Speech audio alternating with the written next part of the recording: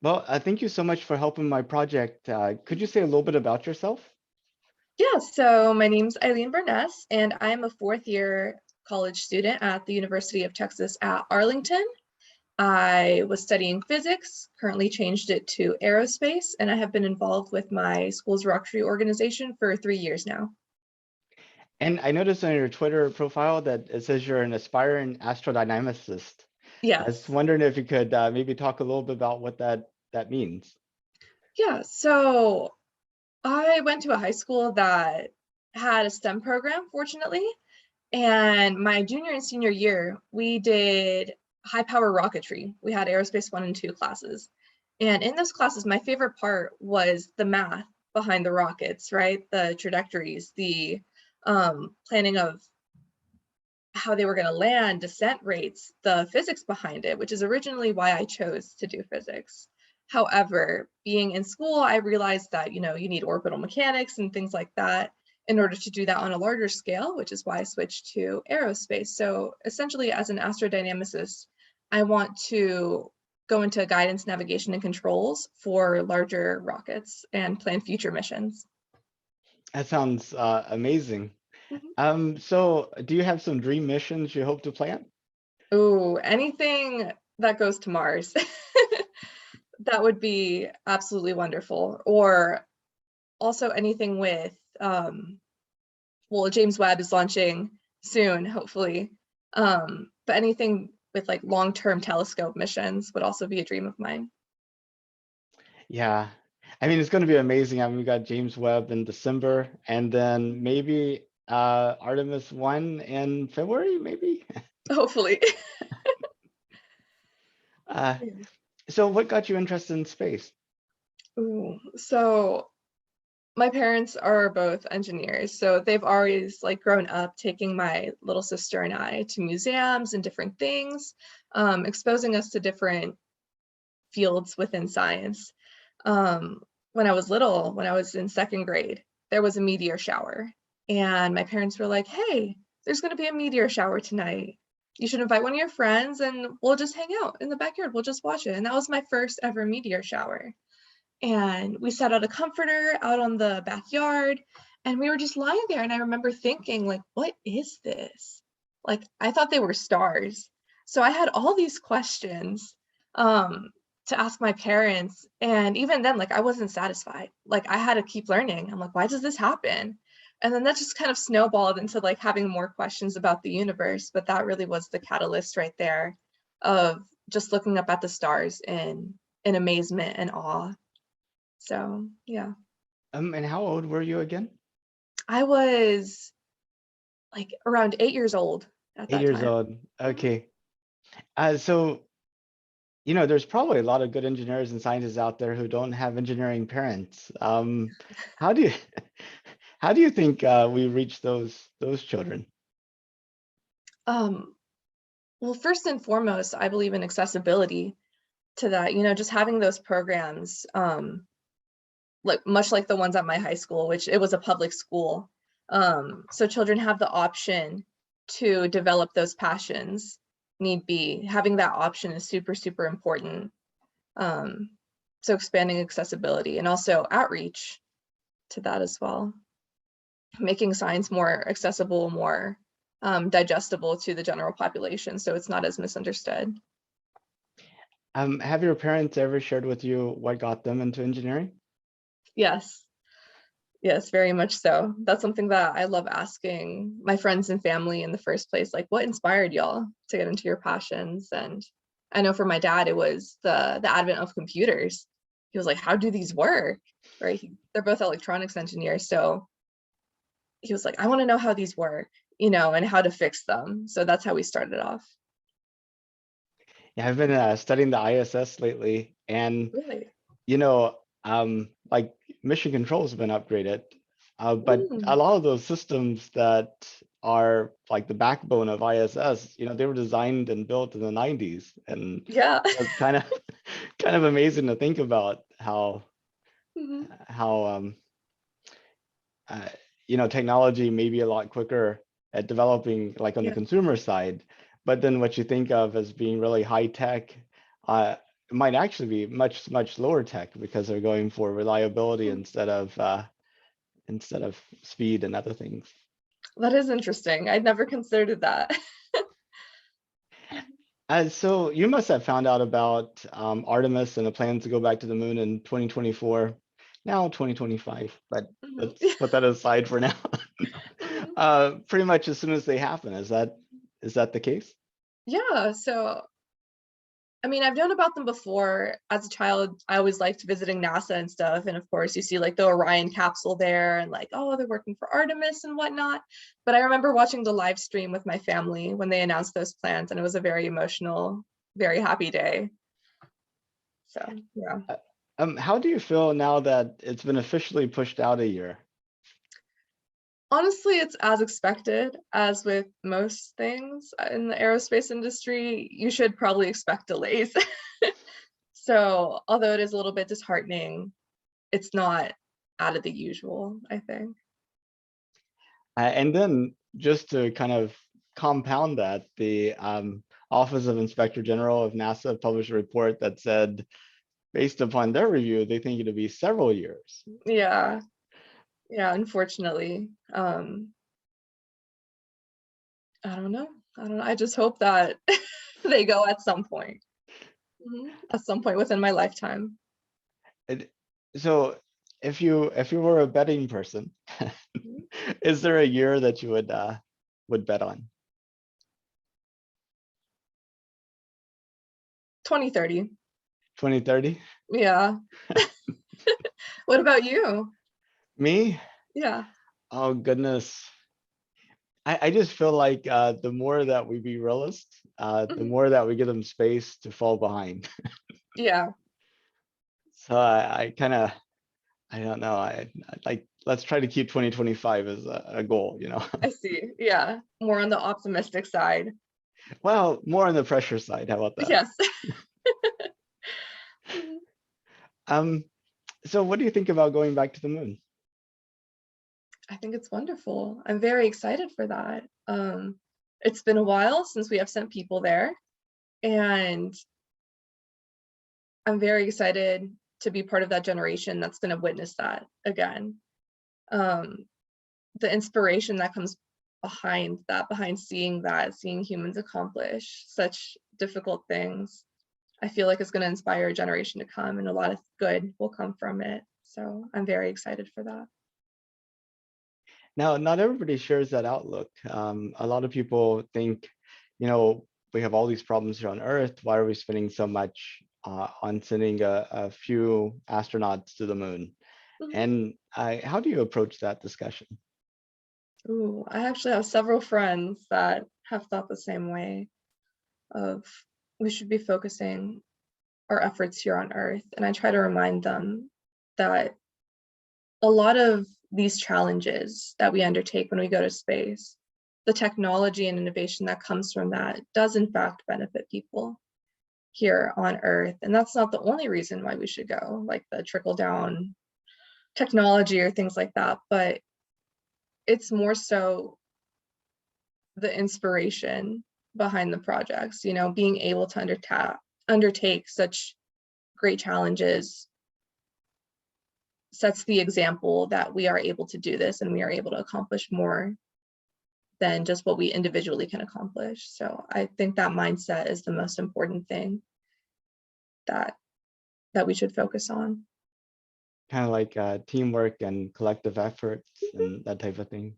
Yeah. Something to bring us together, maybe. Exactly. On an international scale as well.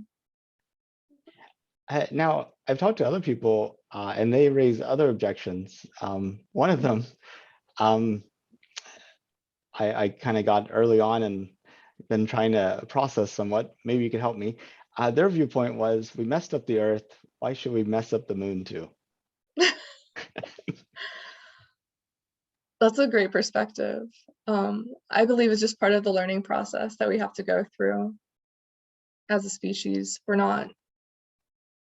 We're still going to have the Earth, regardless of if we go to the moon or Mars or not. It would take a long time to terraform it or to convert it into something which would be comfortably habitable for a large scale population. But in that process, hopefully we will also learn to appreciate our planet a bit more, seeing how difficult life would be in different places and the effects that that would have on the human body. This is our home and we should take better care of it. So I think it's just part of the learning process. Um, and if there was something that we would get out of going to the moon that was really valuable to you, what do you think that would be?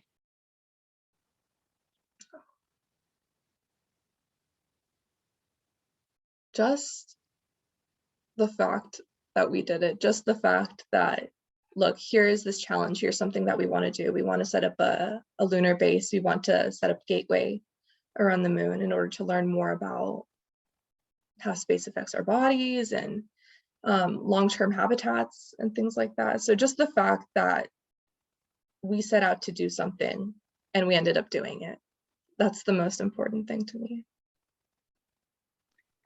Um, if you could go to space and it was safe and affordable, would you? Of course, 100%. Uh, In a heartbeat. how far would you consider going? As far as they'll let me. I would be okay with going to Mars on a one-way trip. I would be with deep space exploration. I feel like probably nothing would compare to seeing the stars and our planet from that viewpoint. So yeah. If you went on a one-way trip to Mars, what do you think the experience of actually living on Mars would be like?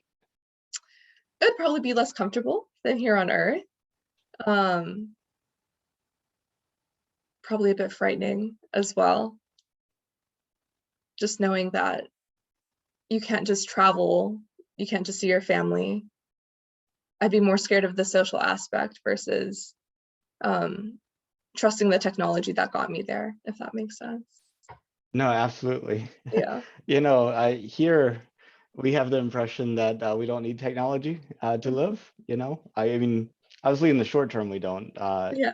And then we can have power outages, the water could go out, the gas could go out, and you can still go outside and breathe. So that's Mhm. good. But of course, food and transportation, all that would have longer range issues here. But on Mars, it'd be immediate, I think. Yeah. That's true. Do you do anything like adventurous right now that might be similar to the type of discomfort you would experience on Mars, such as going camping or mountain climbing or uh, Mhm. things like that? I love hiking. I absolutely adore hiking and running.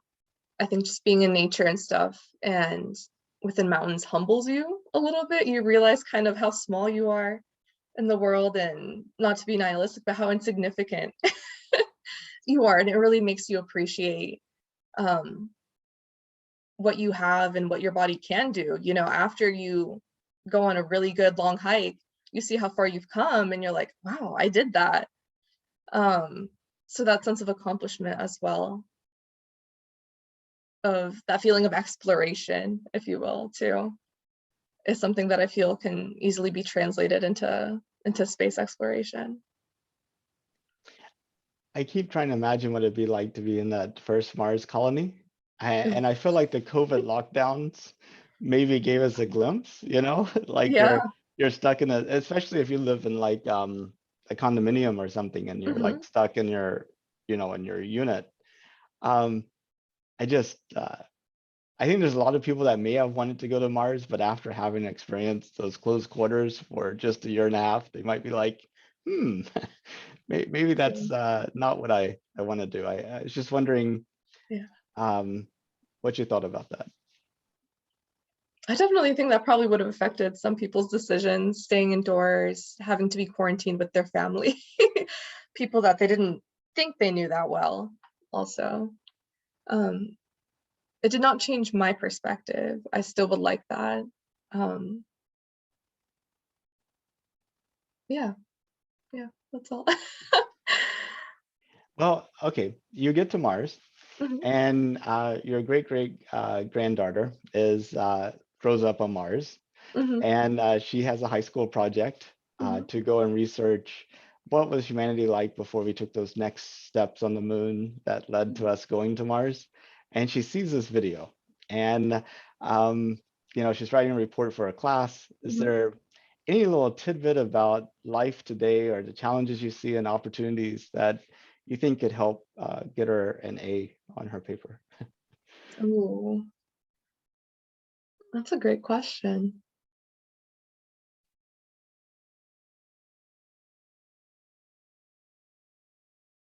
Honestly, a newsreel from 2020. I think that'd be funny for her to watch, and she'd probably have a lot of questions about just what happened this past year. Um, so yeah, I'd probably get her started there. Yeah, it's funny, I started this project in 2019, right before the pandemic. Hmm. And there's a lot of hope that us landing back on the moon would bring everybody together, and Hmm. it'd be like this worldwide phenomenon. Yeah. But I think the COVID-19 thing probably had more of an effect in terms of Hmm. having at least one common element that really cut across the globe. Definitely. Definitely. Can I ask you what inspired you to start this? Um, well, this is kind of funny, but in 2019, I had been working from home for 2 years before, and Oh, okay. I realized that I was only seeing my family members, and Hmm. my original plan was to go and interview people at Starbucks and Yeah. at the mall and the streets as a way to kind of get out there and force myself to interact with people on a daily basis in Hmm. person. And then, um, but kind of a more direct inspiration.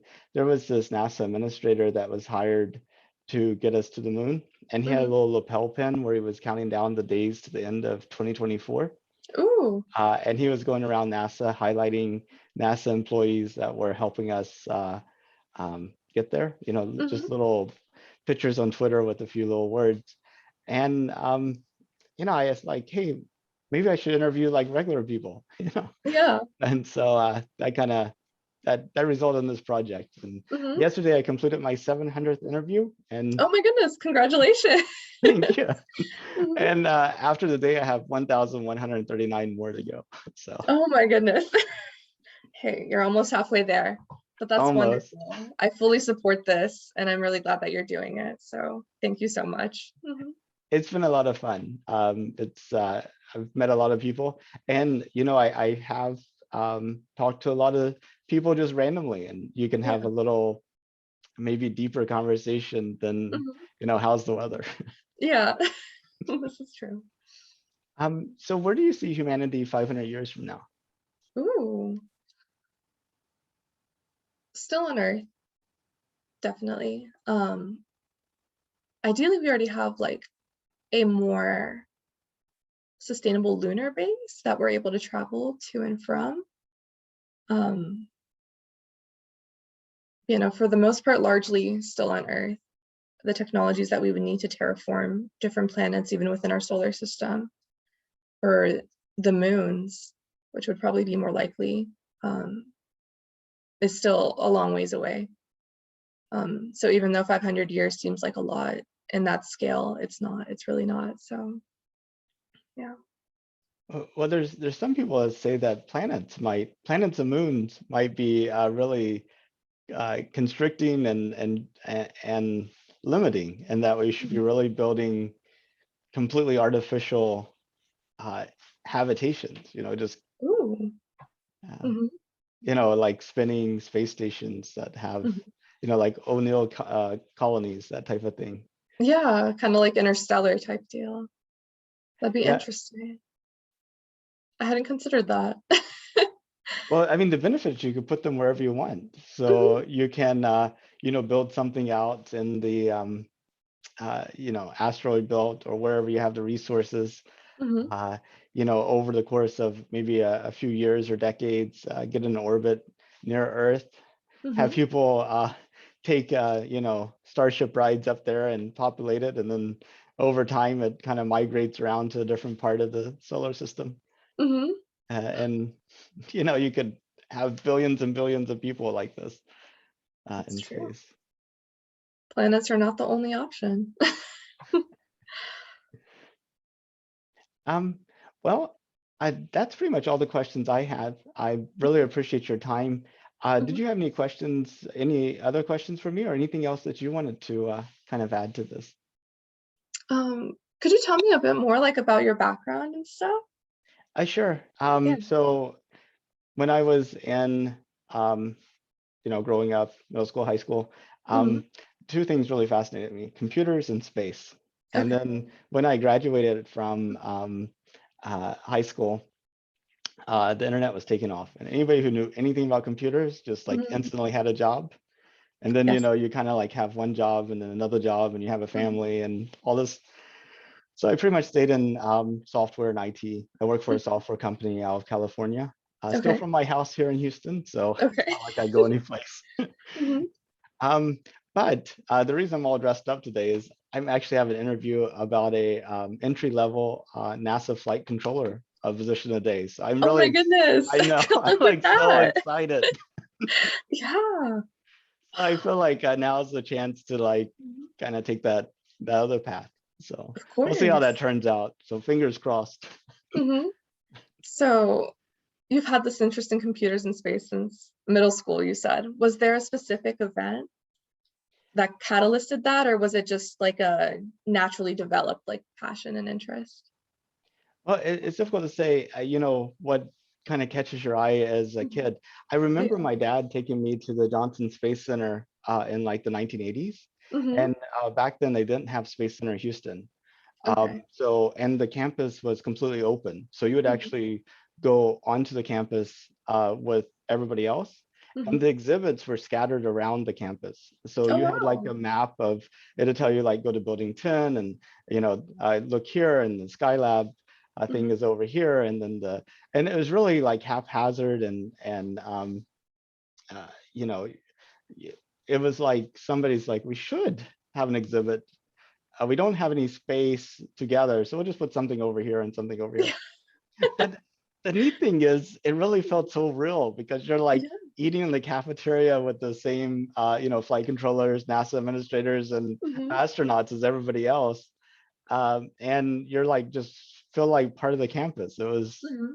completely amazing. Now, I think Space Center Houston's done an amazing job, but at the same token, um, it is all centered around kind of tourists and visitors. Mhm. And I feel like there is like a raw, authentic aspect that you Mhm. got with the kind of just wandering around Johnson Space Center that Yeah, it's hard to recreate with a kind of of a course. museum. So That must have been a wonderful experience. Oh, what I would do to get that. Wow. And what exactly does a flight controller do at NASA? yeah, so they each have different disciplines, but essentially they're monitoring spacecraft systems. And Okay. so the team that I'm looking at is the Spartan Team, which Okay. stands for Space Power Articulation Thermal Control Analysis. Mhm. So they actually manage the solar arrays on the space station, making sure Mhm. that they're always pointed towards the sun, Mhm. making sure the batteries are getting charged, making sure the rest of the station has power, Mhm. dealing with any type of issues that might come up. And then the thermal control piece, they have like these radiators that are on the station that Mhm. they use ammonia to in like a loop to take the heat from inside the station. Humans actually produce a lot of heat Yeah. and radiate that out into space. And Oh, wow. so that's kind of the thing. So they're essentially sitting, at computer terminals. They call it being on console Mhm. inside of either a mission control or a back room. They have shifts going 24/7 Wow. that are ready to um, respond and make sure everything keeps flying normally. Mhm. uh, That'd be wonderful. That'd be absolutely incredible. And I wish you the best. I know. That's so I'm exciting. it is exciting. It's exciting. So mm, you're like the first person outside my family that I told. Really? Oh, yeah. Well, thank you so much for this. I learned a lot. I didn't know that we used ammonia for that, for the radiators. That's interesting. Yeah, basically, they need some, and whenever it's in the shadows of the Earth, which happens about 20 minutes out of every 90 minutes of orbit, Yeah. it gets really cold. Mhm. So ammonia has a very low freezing point, so Mhm. it still remain in liquid form. Yeah. So Okay. That makes sense. Mhm. But yeah, thank you, Nathan, for this. I appreciate it, and I hope you have a wonderful rest of your day. yeah, you too, and it was so good to meet you. And Mhm. good luck on your career, and Yeah. hopefully we'll cross paths at some point. Mhm. Thank you. All Okay, right. Bye-bye. bye bye.